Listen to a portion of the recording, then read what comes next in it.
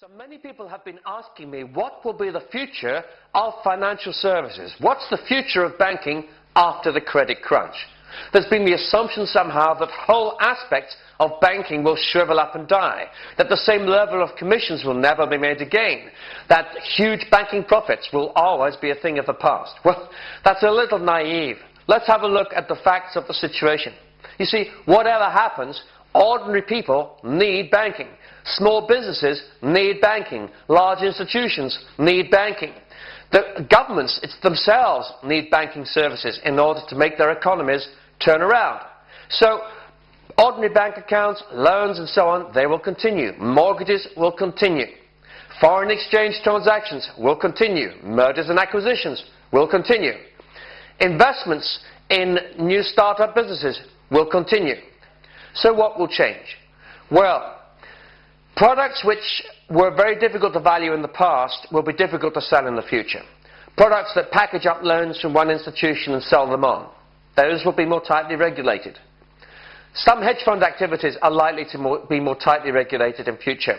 Just about anything which requires huge amounts of debt in order to make an acquisition somewhere else or buy stocks and shares elsewhere is likely to come under increased scrutiny. And we're going to want to see banks taking much more care over the value of their balance sheets, being able to actually put a solid figure on them without all kinds of speculative issues worrying investors. But outside of those things, as I say, most of banking will continue. And what about those smart bankers who made so much money out of packaging and repackaging all kinds of assets and selling them on and creating so much confusion in the market over the last couple of years? Well, they too will find themselves in a living again. Why? Because intelligence is needed in banking. Banking is extremely complicated and becoming more so because the money flows are continuing to grow worldwide as the global economy increases, as emerging economies spring into life and assume an increasing importance in the global economic environment. And that will present all kinds of new opportunities, exciting ones for those who are willing to take the time to understand where the opportunities are and where the risks are, and to try and make money out of balancing those two together. So look out, there will be plenty of opportunities for banks to do very well in the future.